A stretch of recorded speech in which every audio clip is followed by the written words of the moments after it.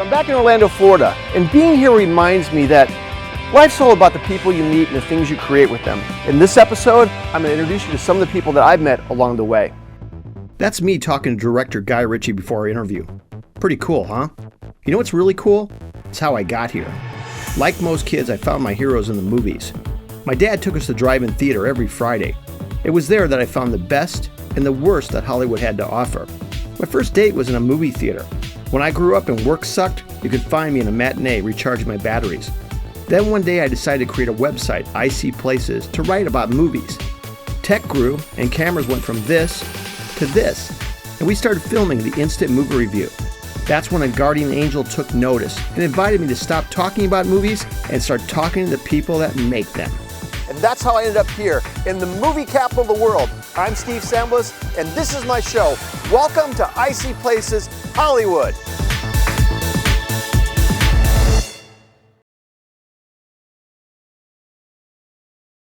You know, whenever I get a chance to sit down and speak with an actor or an actress, I want to talk to them about more than just the movies they're making and their characters in the movie. This week, I get to talk to two of the most successful women in Hollywood to ask them their secrets of success and one of the funniest guys you've ever met. Check it out. You are two women that have inspiring stories, you know, just in Hollywood and in business in general. And for like my daughters and other young ladies that are watching this, what is the essence? How do you become successful? Is there a secret to it? Do you have something that you follow? Yeah, I think for me, it's been definitely staying grounded in my faith and also having good people around me, and really having a belief that you can accomplish whatever you put your mind to if you're willing to work hard for it and go for it. Total belief, right? Yeah. Well, yeah, because people are going to tell you, oh, you'll never do that. That's not going to happen. You want to do what? And you have to like literally turn those people off and just stay focused on the things that you want to do. Dolly, what do you think? I agree. Well, I think you first of all have to know who you are, and you have to be true to that, as that old saying, to thine own self be true. Oh, yeah. And you got to have faith. You got to believe that you can do it. It always helps if you got the talent to back it up.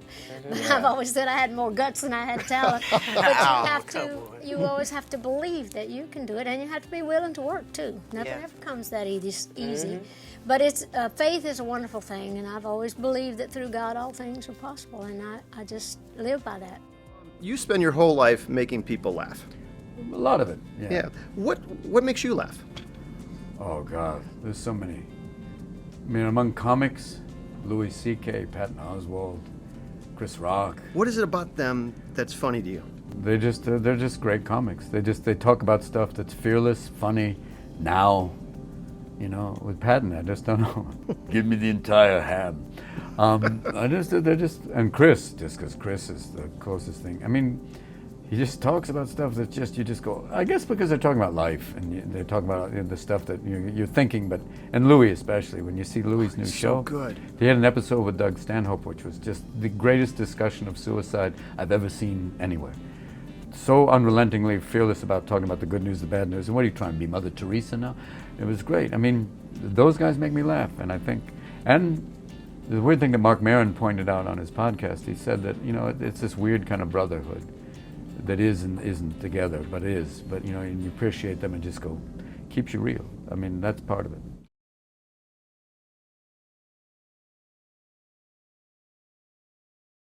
Next, we're going to meet Sean Edwards, one of the best film critics I've ever met. Sean is sitting down with Sam Worthington, the star of Man on the Ledge. Check it out. You're knocking them out. I remember interviewing you a couple years ago. That's You've right. done like 50 movies since. That's a good thing, though, right? Yeah, it's good. I'm working. That's what you want to be doing, isn't it? It is. So what do you have to do special for this movie? I mean, I know the illusion of it is you're this dude, you're on the ledge of a building. But besides the obvious, what went down? You know, how'd you prepare yourself? What are we doing different here? Because you're in a lot of movies. How you setting this one apart? Well, look, to me, this was quite simple. It was just I'd seen the movies like The Negotiator. Yeah. With Samuel and Kevin Spacey. Yeah, and Phone Booth with Colin Farrell. And I liked both those movies. And when I read this, I went, oh, it's like that. That's what it reminded me of. And I thought, well, with those movies, I went to them. I got my money's worth. Had a great time. You know, maybe didn't change the world, but they were an exciting, 90 minutes of my life. But yeah. How much of this did they actually shoot up on the ledge where your life was in danger? A lot. You're actually in the harness, and you're like, you know what? Maybe this wasn't such a good idea. A lot more than we thought we could get away with. I think when I got out there, we realised I could do a lot more. We could run a lot more. We could jump, do crazy stunts up there, and then that in turn helped the camera guys go, we can do a lot more. So I think we only scheduled nothing, and then by the time we got up there, we realized we had the confidence to do everything. But you know what? That's a good thing, because the people that watch this, that's going to be the payoff for them, to know that you actually went out there and did it, because it adds to the realism. That's what I think. It adds to the authenticity of us in the scene, and for an audience, I wanted it to be in 3D as well, so you got the whole effect of what it looked like for me. On, you know, I'm trying to bring it back in. You know, I'm a 3D boy. I know, man. We know you got branded 3D back in the I know, day. mate, So you're on the team. You're on the 3D I'm team. 3D team. You know that. All right, we'll do that. We'll do the re-release of Man on Man on the Ledge Ledge. in 3D. Convert it. Yeah, Hey, I they're like bringing it. everything else back in 3D. Hey, Titanic 3D's exactly. coming out, Star man. Wars in 3D. There you So go. we'll do it together. As long as I can go see it without paying the extra ticket price. Yeah. Because that's the only thing, man. Other than that, it looks So they good. should throw in a free popcorn for you. That's what they should I'll do. tell them you said it. Yeah, sounds but good. seriously though, so you actually jumped from ledge to ledge. What's the biggest gap that you jumped? It was big enough. It was actually running up there is hard as well, because I fell off a couple of times, like you'd slip a couple of times, but as you said, we got like a bungee harness, but you forget about it. So when you slip, your life flashes before your eyes for that brief second. That's cool. before- Now, this is nothing to you. Now, besides that though, I like the car chase in this. That was the best. I had the best fun day on that, doing a car chase. no, you know what? I gotta talk to you about that. Not the fastest car in the world, because we're into like the Jeep Cherokee old school thing. Man. It had some Really? grunt. It had some grunt. No, when they Yeah. said this was the car that you had to jump into to do I the laughed. getaway, you didn't. Yeah, I was going to say. Yeah, you I didn't laughed, look, and then they look at said, him and be like, "Come on." They said, this is the stunt guy who's going to do it. And I said, can I have a try? And they let me do it. And then once they realized I could fang the car This around. isn't scientific, but I would gather to say that has to be one of the slowest vehicles on the road. Especially right on a bumpy road with wet weather gear. I'm gonna let you have that one, 'cause It's not the vehicle, it's how you drive it, man. It's how That's you how, drive and it. that's how you know That's what? it. That's how you slam dunk killer interview. That's how you close it out, my man. Good Thanks talking a lot, to you, man. man. Good talking to you, man.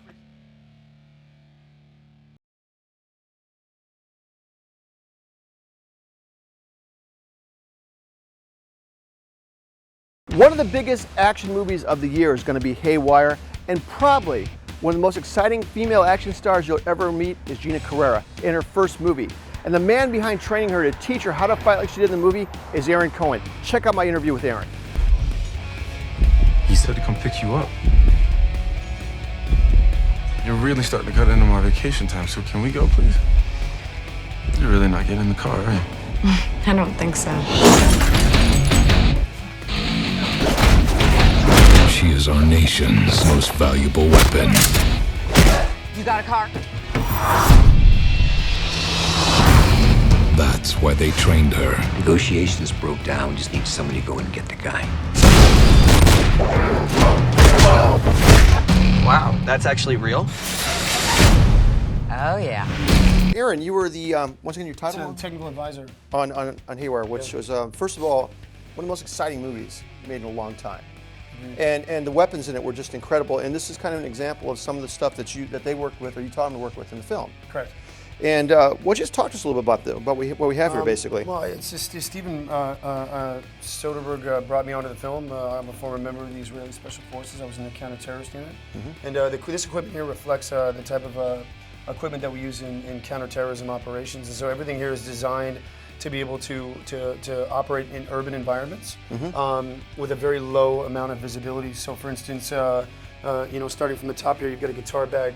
The main weapon is the element of surprise. Right. So you see the guitar bag, you don't make a thing of it, but once the guitar bag is deployed, there's a fully operational tactical carbine that's mounted inside the bag, which can be brought out really, really quickly. Where do extra clips go in something like this? Extra magazines would actually go on the tactical vest here. And Okay. that's what this holder would be. And you'd have that on your jacket. Yeah, right? this would be on your body right here. And this Right. tactical vest is cut for urban operations. Again, it's designed specifically for. In fact, this is one of the vests that Gina we trained her with. Oh, okay. So this is actually it. How heavy is this thing? It's not bad, but it's not fully loaded though It would either. be this heavy once the plate's in. Oh, like this? So yeah, you have. Okay, you have some that's additional some weight. Yeah. And there would be one in the front and in the back. Okay. So this vest would become effectively almost 20 pounds. It would get very heavy, and you could change the configuration accordingly. So you got pistol magazines. You'd have grenades or Glock, flashbangs probably, that would go or- here. This is an HK USB 40, but yes, this is cut for any size style pistol. Communications, like I said, and then the weapon that she was specifically trained on, that she operated with in the film, was the micro Uzi, Okay. which is under a foot when it's fully collapsed. And you can see it's a tiny, tiny weapon. The interesting thing is that with this laptop bag, Yeah. again, there's a big scene where she goes into her business, but really it's a special case that deploys the Uzi. incredible. So these are actually pieces that I used in my unit in Israel. You would have so you were almost dressed like a civilian then. I used to dress up I used to go undercover dressed as locals. Yeah. And then emerge in the middle of the day, which is what we call the daytime raid. Okay. And the only way to get close to terrorists or to suspects that we're going after is to be able to operate any time during the day. And so sometimes it's at night and sometimes it's during the day, and you don't have the cover of darkness during the day. Right. So your cover is kafiyas, yeah. Arab garb, Yeah. how to sit, how to smoke, how to drink coffee, how to smoke a cigarette, أنا إتكي العربي a certain way, and there's a whole method to it. So that's what this gear reflects. And so this Uzi right here, again, is designed to be able to fight as needed, going from that collapsed position Now, from the bag. on this one here, Yeah. she was running. Here you go. You know, where was it on her when she was running? When she was running with the weapon, we put a special because here and here, we right? put a special strap on her, a one-part collapsible strap that keeps the weapon extremely tight to the body. And we also had a softer replica to keep it from smashing and breaking her bones. But the jacket covered it back up and it kept it from flailing around. So now, a weapon like this in real life, how many rounds are in there? This would be a 30-round magazine times 2. Okay. So this L clip is designed specifically to be able to take you from one to the other extremely quickly and then keep working and shooting. That's a quick burst. I mean, in 30 rounds, how fast has that gone? Well, we would fire semi-automatic, and so each shot would be strategically placed. But you could effectively shoot a couple of shots per second in semi-automatic mode with the proper amount of training, which Gina got to. Okay. We spent about 6 weeks together prepping her specifically, and then 2 weeks with Channing, and then another week with Michael Fassbender. How good is she with weapons? She's really good with weapons. Yeah? Were you surprised how quick she caught on? No, I spent a lot of time with her. Oh, did you? Yeah. How many hours a day of weapons training? We had about 4 to 6 hours of weapons training a day, and that included not just shooting weapons, but tactical movement. Okay. So it in a sense, and I joke about this, but I stand by it, and anyone can argue with me. But I look at myself as Gina's acting coach. Absolutely, because a lot of what she was doing was shooting. This is it. And she was so perfect when she had it had to be the natural. face. It had to be natural. So we just kept going over and over and over again. Everything from how to enter a structure, how to clear a structure, how to go to a corner, how to move in twos, how to move in threes. So you gave her more than what she really needed for the role. You gave her the mindset of why. I gave her the mindset of that special operations warrior, so that when she dropped on set, she was a thumbprint of me. A lot of the fight scenes, she had weapons with her. Correct. Was there a fighting coordinator and you as well that worked together? Yes, how did that work? J.J. Perry, a dear friend of mine after working on this film, was the fight choreographer. He's a former Taekwondo champion. The guy's done about 60 movies. Him and I just were like butter. We came together, two professionals who just wanted to enhance Gina and the film, and ended up, putting together what we called gunjutsu. Which was how to do this, right? But then how to get that into this, seamless part of it, and then get this, and then get this needed, and so it turned into this Krav Maga, Muay Thai, MMA hybrid. So I feel like we almost invented a new style. There was a scene in this laundry dry cleaner. Oh, thank you. There's a dry cleaner scene where there was two guys that came in like SWAT-looking guys. Okay, and there was a move that she made where he had a gun on him, and she like pulled his strap or something. Yeah. What exactly was that? And then she hit him. Yeah. What happened? When you pull a strap, a professional SWAT operator would have a strap on. Yeah. And in that scene, it was the stuntmen were dressed up as Garda, which is Ireland or Dublin's elite unit. Yeah, right. And the strap was that's a lot of Krav Maga, which is by pulling the strap, you're using your natural environment to be able to use it against your opponent. And so that became the most practical, easiest thing to grab. Which is what we teach in special operations fighting. So that translated immediately. Now, everything that you guys learned and did, they're all kill shots, right? Well, Gina was trained in focusing on shooting to the body, which is the biggest target area. Okay. And then, for instance, when you look at the poster and you see that final headshot when she kills Fassbender. Oh my God! I think that's what gave the movie an R rating. The pillows, the flowers. Steven asked me what she would do next at the end of that fight, and my answer was, well, if he tried to kill her, then she would obviously have to kill him. She got to finish him. And so she did with the pistol, with the pillow, and that was very dramatic. The movie was extraordinary. A huge part of this movie is what you did, what you brought to this, because it was so realistic. We already knew she was a fighter, okay? But you guys made her a weapons fighter and an actor at the same time. We tried to round her warrior. Dude, and it turned out to be one of the best action movies in a long time. And honestly, what you turned her into, she's going to become one of the top action stars in Hollywood. I really truly believe that. I you know, from your lips to. Dude, thank you so much for your time, brother. I appreciate it. Your time. And the Barcelona deal went down. I fix it. You can tell me right now why you sold me out, or you can tell me when I have my hands around your throat. We should be in her father's living room telling him that his daughter killed a man in cold blood. Keep your eyes open. I haven't shut my eyes since you were born. This January, Keep your head down. finding the truth Should I be nervous? I'll let you know. What do you know about her? She was a Marine. She does something. There must be a reason for it. will be her most dangerous mission. She's a public threat. What did you do? I did what I was contracted to do. But isn't there someone you should be?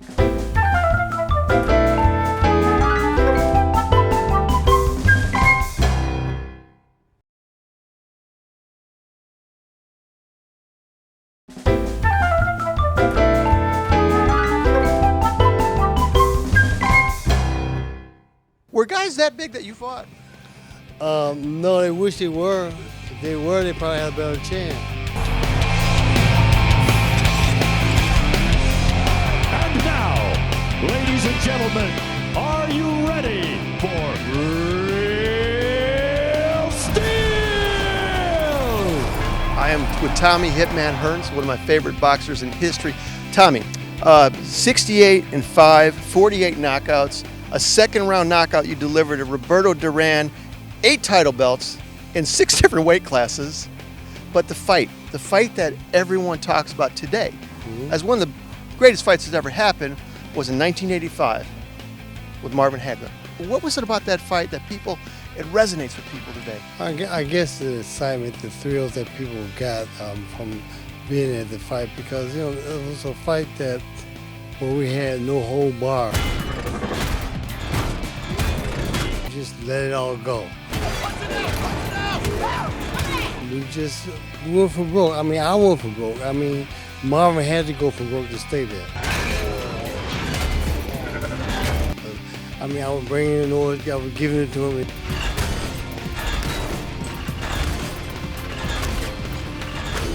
You know, in order for him to take it, he had to come back and do something. Left to the back! Right to the back! Left to the back! People today are still talking about that fight. They know that fight. They know it as vividly as they know, anything else in history. How are fighters different than in your day? Well, nowadays, boxers have changed so much because fighters themselves, they are allowed to pick and choose who they want to fight.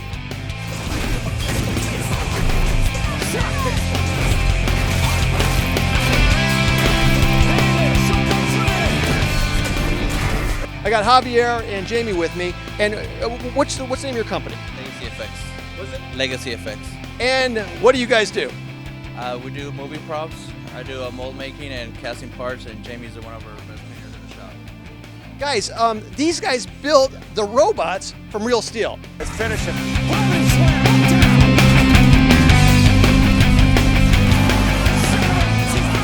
My main guy was Noisy Boy. This was grab the poster next to you. Guys, Noisy Boy was the coolest robot in the entire movie.